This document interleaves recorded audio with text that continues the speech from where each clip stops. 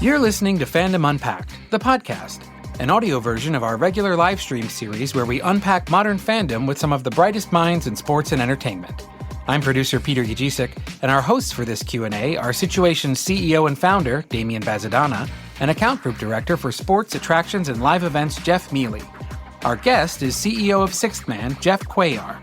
He'll share some of the secrets of creating unforgettable fan experiences at sea. Anchors away, here's Damian to get us started.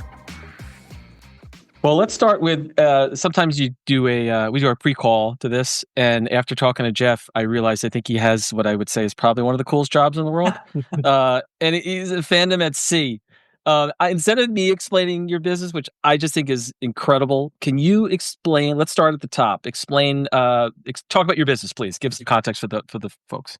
So I would say simply, or like to put it easiest, we are what's called a promoter. And if you're not familiar with that term, essentially we are going out and working with artists, and I'll use artists in the most broadest sense because that can be music, that can be comedy, that can be chefs, that can be whatever it may be, and we create experiences and how we put that together and quote unquote buy the show or whatever that may be. But we work with them to create these over the top immersive experiences. So as a promoter, we're the ones working with them, having the creativity, the ideas of the activities, shows, you name it, how it all works together. And then, of course, have the fun part of working on the finances and ensuring that there's profitability there. So that is I would say the dry side of it. But the more exciting side is what I think we really deal with is passion.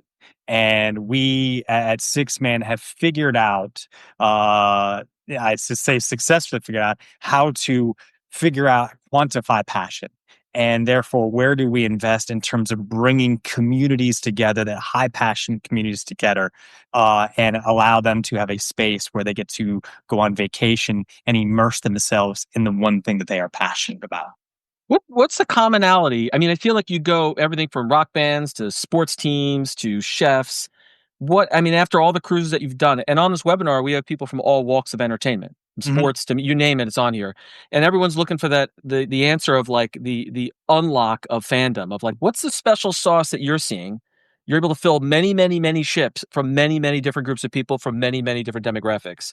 What are the unifying traits you look at? You're going, here's a special sauce that makes that work.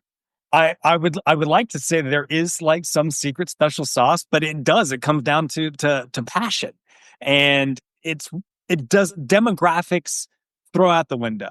And we hear, a lot of times some of our events will, they'll actually sail from like a Tuesday to a Sunday. And I'm like, time doesn't matter. What time of year doesn't matter, because if there's that one thing that you are that excited about, and I think we all, whether on this screen or all have that we're extremely passionate about, if we're able to pull that together and provide an immersive experience with your tribe, then they're in. Because a lot of times it's hard to come by those things. And this isn't a knock to say like a normal show, but sometimes 90 minutes isn't enough.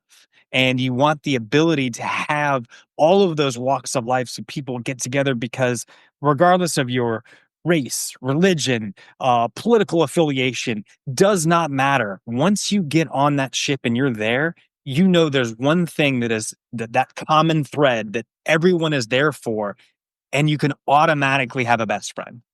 I think we rooted ourselves in music, and that will always be the foundation of the company, because with music, it's an easier way to get that emotional connection. I mean, we can all think about that one album or that one song or that one live performance. You're like, that it changed my life.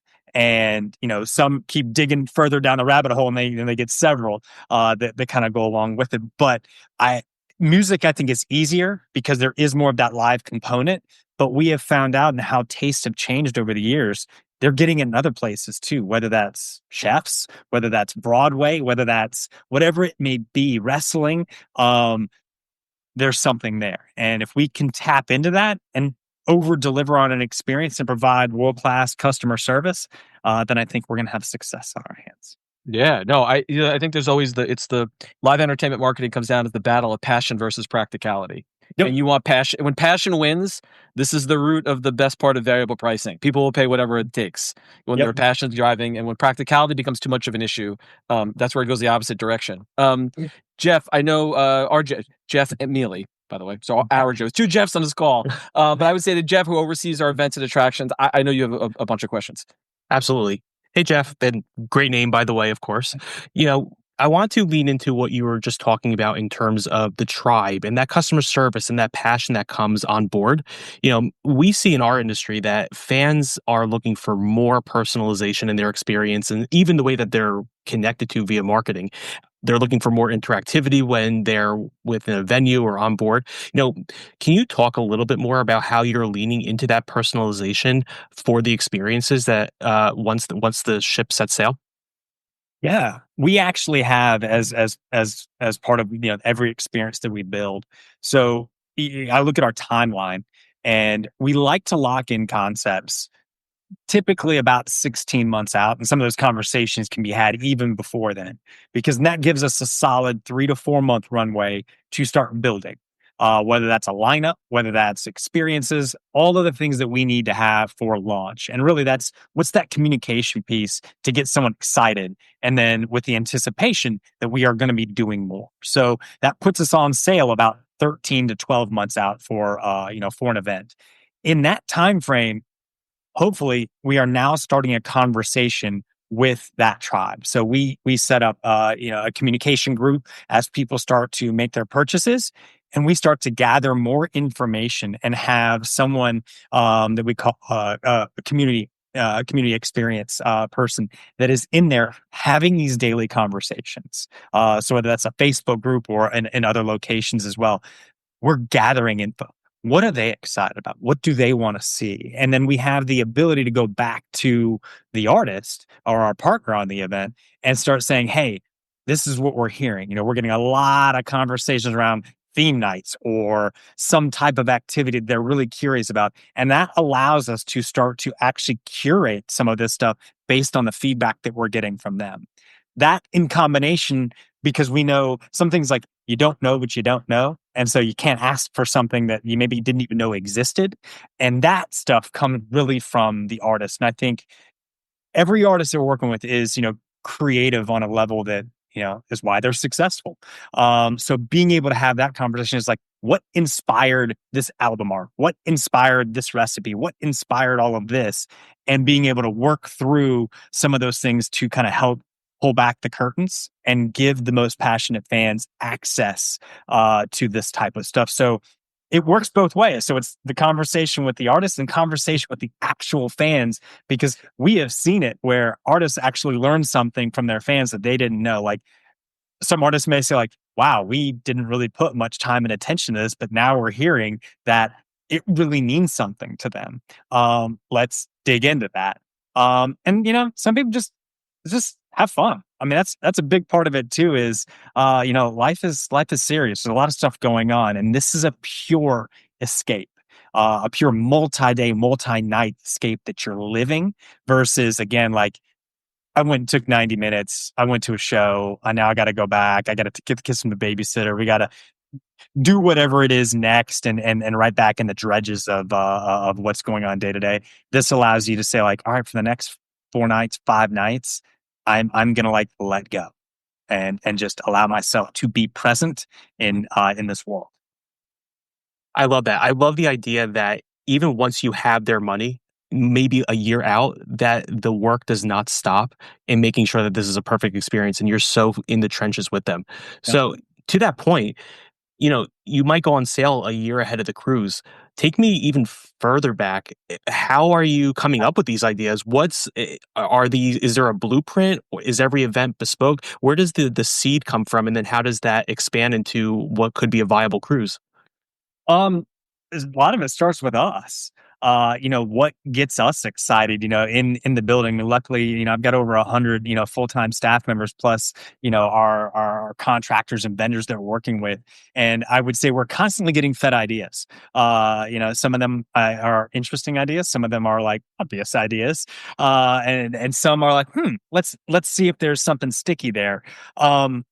Once we have an idea, and some of this could be talking to agents and managers as well, we're being pitched on certain things, then we will take it and we'll run it through basically, I'm going to call it not an algorithm, but really kind of a formula that we created that we call the C index. And this is kind of like our way to attempt to quantify passion and start to look in again, those Reddit groups, the Facebook groups, Spotify listeners. Do they have a podcast? Is there a television show? What are they doing out there? What does their merch look like? What does website look like? All of those different things to help us understand what this community is, how they're currently interacting. Is there a hole? Is there an opportunity? And start to break it down. And we start to score it. And this process has been going on since I'd say we started this scoring kind of process. I think it started really just before the pandemic. But we started to see the results of that, post pandemic. And then we're tweaking it, because what works for music maybe doesn't work for comedy as much. The blueprint is finding the passion. Like what is it, and can we amplify it? Can we deliver upon what they need? And then the interactivity of the artist. That is mission critical to the success of one of these. If we have an artist that's in it just for a paycheck, that doesn't get the concept that you have the ability to interact with your most passionate fans, the fans that will allow you to have a career for as long as you have a career. That once they dig and they understand that, that right there, I would say is mission critical, as I mentioned, for us to go forward. Because if they're excited, then they're going to be communicating with their fans like, oh my God, like we came up with this ridiculous idea that I can't wait for you to experience why you're on the event. So whether that's through a social media channel, whether that's through a podcast or radio interview, whatever it may be, they're able to speak directly to their fans to get them excited about what is going on. If they're not doing that, I think there's a problem. And then fast forward, that's kind of like the canary in the coal mine. Fast forward, you're probably going to have that same experience on the ship. Where we see some of the best success is when the artist feels it, they feel the passion, they feel the opportunity to mix and mingle on board. I mean, Michael Franti, I give him all the credit is due there. He is a master at this, and being able to just walk around the ship with a guitar and sit down with someone while they're eating in the garden cafe and play a riff and a song, and then start off and continue on. He's sharing his favorite recipe for a juice mix that he loves and stuff. And I think those are the kind of touch points these fans are looking for. But when you kind of look at that, that's what we're looking at in terms of success. Are they going to engage? Are they going to embrace it and understand that the real opportunity they have? Because even at a show, and you may have your VIP section and you do a 10-minute meet and greet, is that really it? Like, isn't there more? And they may engage on social media, but I think that in real life connection is where it stands. And those that understand that, I think, win. Bert Kreischer, another great example. If you sailed on his event, you definitely had the ability to play craps with him. I mean, he was at the tables and people were experiencing that, and he was accessible in that way. And that's where I think you get some of the real excitement. And, there's varying levels of it, but we dig in and try to find that passion. We want the artist to understand that you don't have to get, as engaged as a Michael Franti to be successful, but this is what the fans want to see. They want that intimacy, and they want to understand how you got there and how, what they want the artist to understand, like how you make me feel. Like it's important, because it really does come down to emotion and sharing that. Like, you got me through a hard time. You make me happy. We danced to your music as a family in the kitchen while making breakfast on Sunday mornings. Like, all of those things, we all have those memories, and it's falling back to that on the ship that really kind of sets us apart, and why, where we start to have these conversations with these artists before we start to go out. If it's all about a paycheck, I'll be honest, typically it's not going to work. I mean, it can work, but that's not why we're in business. Can I ask a quick just follow up on that? What's the biggest misconception? We have a fair number of people on this webinar right now that I'm assuming are evaluating themselves like, well, we would probably make a good cruise, our brand. What's the biggest misconception or mistake that you think that they make, or they misread it, that they think that's a great question. It's hard. It takes, that, the amount of time from when we are talking about the concept to actually launching it, putting it on sale, all the way to execution. This isn't one of those things where it's like, great, I had the idea, I'm going to be there, this is going to be great. Like it is a lot of work to get from the concept to execution and beyond. Also, it's risky. We do everything in our power to try and mitigate as much of that risk as possible, but sometimes you just don't know. Sometimes, the consumer says, that's not the experience I'm looking for, or you're not providing enough value for the price, and therefore, it starts to fail. So as a promoter, I mean, we live in risk. So I would say, are you comfortable losing money? And that may be us losing money, but are you comfortable not making the kind of money you think you should be making for the amount of work you're putting in? Because it's hard. We joke as promoters, if you think you want to launch a festival, because that's really what this is. These are festivals. The venue just happens to be a ship. Go out and burn $1 million. And if you're okay with that, and that you're comfortable with how that felt to light $1 million on fire, go burn another $2 million. If you're still okay with that, and you're comfortable and can reconcile at the end of the day with how that feels, then you're maybe ready to do an event.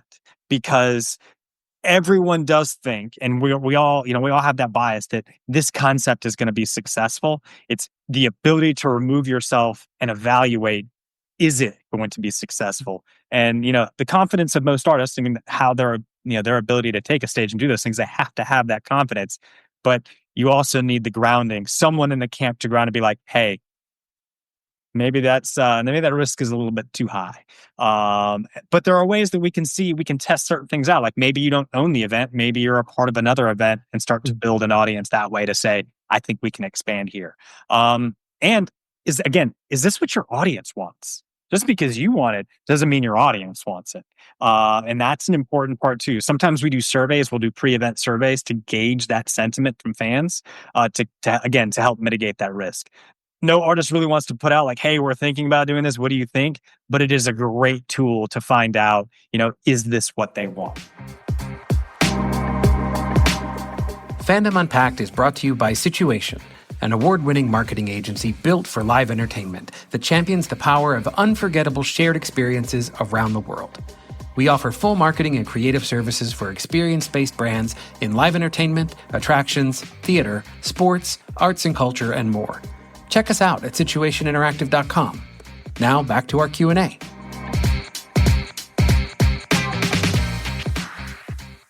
It's interesting. In any of the events that we work in, whether it's a sporting event, a theatrical production, an attraction, that risk of losing money is always apparent. We want to balance bringing fans in. We want to give them a great experience that they're talking about. But of course, we want to make sure that we're profitable as well, right? And where Sixthman and what you do is incredibly unique, there are a lot of overlaps in the other aspects of live entertainment that we deal with. So as we think about, again, sports, theater, what do you think these other aspects of the industry can learn from what you do? I think it comes with the authenticity and customer service. I mean, we are truly engaging with our fans in a big way. And as a promoter, we're a lot of times behind the scene. We realize that the fans that are coming on our events, they're there for the concept, the artist, whatever that may be. We are the ones executing it. We are helping to bring that to life. But where I do think we separate ourselves is our customer service. And we have seen it, and they have responded in a sense that we came for, Soulshine. We came for the Broadway cruise, and this was fantastic. We came for, keeping the blues alive. And we understand now after because a lot of the people who come on our events have been to something else, whether that's just a show, whether that's a festival, something it may be. They realize there is value in the team and the customer service they provide. And we operate with what we call special. And it is an acronym of how we treat our artists, how we treat our guests, and how we treat our team. And that is really at the core of what we're trying to accomplish, is to make everyone feel special. Because if the artists don't feel special, they don't want to come back. If our fans don't feel special, they don't want to come back. If our team doesn't feel special, they're not going to want to continue to put in the hours it takes to execute this. So I think for us, we have invested very heavily in special, and I think it shines through. I mean, I would say, next year's our 25th anniversary, so I would say that it definitely shines because we're still here doing this. But that is really kind of at the core, is really trying to create these special moments, these once in a lifetime opportunities with intimate shows, with opportunities to engage, to break down some of the walls that currently exist with interaction with your with the artist and the community. And if we can continue to help feed that fire and utilize special, that's really how we succeed, and I think how we've differentiated ourselves from others. There's a lot to be said, misconceptions about cruising too. There's this idea of like, it's just for old people. I don't want to be trapped on a ship for X amount of days. And I would say, throw it out, go experience it, because it's a venue, and that venue actually provides a lot of creature comforts that you're not getting someplace else. Try not having to worry about parking for 5 days, not having to worry about, getting a hotel and am I going to have enough time to eat? Being able to say like, hey, I just saw the show and you know what? I'd love a nap, and I'm going to go take a nap and take 20 minutes for myself. Guess what? Tomorrow we're going to be in Cozumel and I'm going to go hit the beach and then come back on and have this other more amazing experience. That the value add that we're able to offer in that too, I think, is the other piece of it. We have leaned into what we're good at and the venue we have to say, yeah, there's value here. It may be cheaper on a ticket to go do this, but are you getting all of this that goes with it? You're not. And I think that's where we also win. So we special and the value and kind of leaning into that are really things that I think set us apart. Peter, to that point, this might be a great time to bring in our colleague Toby, who has gone on many trips with you. I think so too. So you may have seen Toby's head pop up a little bit earlier. We're trying something new where we wanted to bring an audience question actually up on stage, but I think it's a perfect time because Toby is the perfect example of why cruising is not just for the older set. But Toby, please introduce yourself and let us know what your question is as someone who's experienced the rock boat at least a few times. Hey Jeff, lovely to meet you, and hey everybody. So yeah, I've been a Sister Hazel fan for about 25 years. There's not many of us in the UK. It's quite a niche. But yeah, I heard about the rock boat ever since it launched, and I was fascinated by the concept. I didn't know anything about cruising. I ended up persuading my wife to take this crazy trip and go on this rock boat with me about 10 years ago or so, maybe longer. And we loved it so much. We were absolutely blown away by the passion, the community, just the friendliness. And a lot of that was to do with Sixthman and the organization, how slick everything was. We'd never had a holiday like it, and it blew us away. And yeah, we came back 3 more times. So we've done 4 now. But yeah, it is an incredible experience. Absolutely loved it.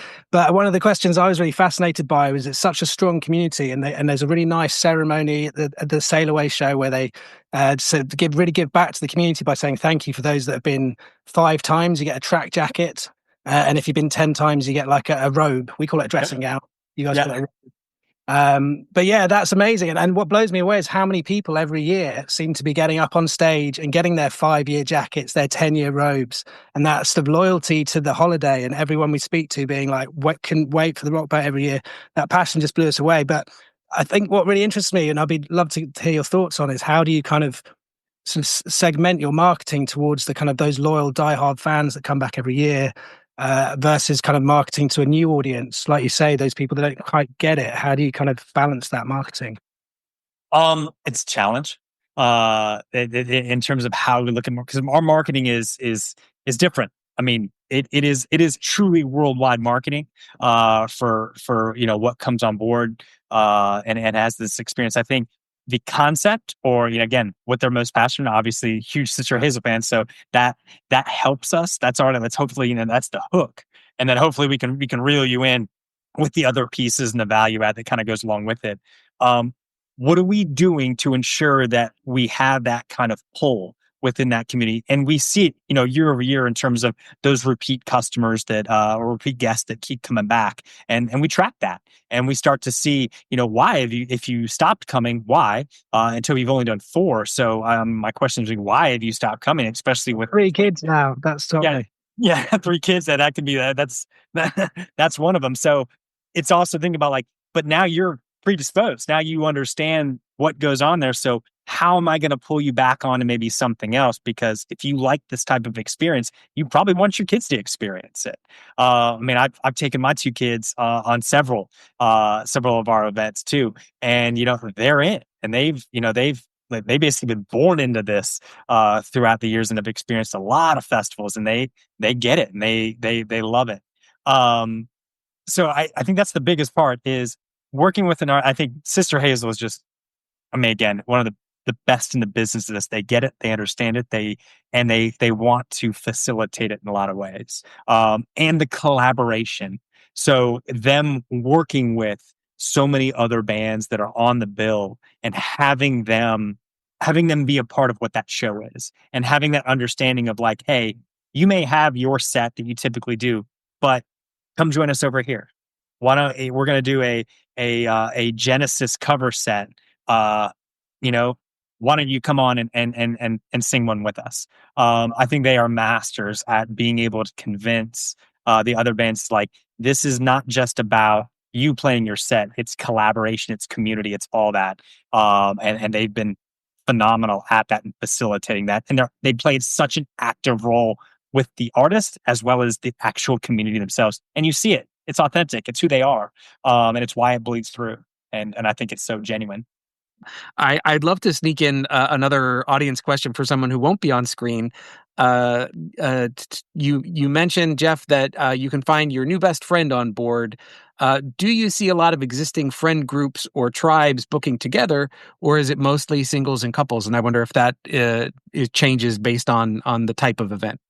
It totally changes on the type of event. We joked with Paramore. There are a lot of 3s and 4s, and people were packing into rooms, packing into cabins. 311, I think, is a great one. That's actually out there right now. It's on the water as we speak. They started off heavy in the 3s and 4s, and how that audience has grown over the years. You're seeing now more of more what we call double occupancy cabins, so 2 people to a cabin, that are starting to be more couples or 2 best friends going out there. And as you get older, the different creature comforts you want, am I willing to sleep in a cabin with 3 other people, or even my kids for that matter? We do joke sometimes that spouses, whatever side of that, sometimes they are just there to support their spouse, and you see them taking advantage of different things. They're like, you know what? While you're watching, 311 play, I'm going to be in the spa, or I'm going to take some excursion. But I think the beautiful thing is there's that opportunity. If it isn't your thing, but you want to support your partner, then that can happen. Or if your kids are on board, great. There's typically a place, a kids academy, and they can be a part of. There's arcades and sports courts and things like that can also entertain them while you're getting your fix for that thing that allows you to be with your tribe. That's awesome. I think you've made everybody on this live stream really, really want to have one of these experiences if they haven't already. I highly encourage you to. Yes. Jeff, thank you. I give a big thank you to Scott Zeiger, too, who connected me to you. Scott's behind the Broadway cruise, and we had a chance to work with him on it. And I just have such deep respect. I think it's such an awesome concept. And I think you really brought it to life today. And you've illustrated why I think I still say you have one of the coolest jobs on the planet. Fandom at sea. Come on. That's pretty cool. And you could see so many different ways to plug into it. And I think for so many people on the webinar today, there's so many different points in. And I think now the question really is your point, is scrutinizing and really thinking through your currency of passion and how much is that? And it's a good gut check, but I love the conversation. And Jeff Mealy, thanks for the questions. It was great. Thank you. Oh, my pleasure. Yeah, Scott is a phenomenal partner. Love him to death. And we not only do we work on Broadway with Scott, but we also work on Chefs Making Waves with him too. But there's you can talk about the diversity right there. You got Chefs Making Waves, and you've got Broadway, and just two completely different things. And the kind of passionate communities that kind of roll out. Exhibit C, we do a true crime cruise that just launched. Savannah Bananas. I think it actually got. Hopefully, I'm not spilling the beans, but like the podcast, This Is Important. That just announced yesterday, Femland at Sea. So, Black women empowerment with Heather Lowry and what she's created with Fem It Forward had just got announced too. So the diversity of everything that's out there, it really is like where we can find passion. I think we can put together unique programming that is immersive and intimate that provides that once in a lifetime style experience. Yeah, Fandom Unpacked at Sea. Yep. First, we have to burn $1 million. We have to burn the Yeah, you million. have to burn and a few million. I can honestly say in my career, I've made probably more mistakes than wins. I just, I hope if anyone's keeping tally, the wins, maybe outgross the losses. Well, I mean, that's kind of what Fandom is all about in a nutshell. And for people who want to check out all of those amazing experiences you talked about, sixthman.net, that's where they should go. Sixthman.net, it's a place to go to see everything that we have announced and have on sale. That's going to do it for this episode of Fandom Unpacked, the podcast. If you liked what you heard, please be sure to leave us a review on Apple Podcasts. Find out how to join us live for an upcoming recording at situationlive.com/fan. We'll see you next time, true believers.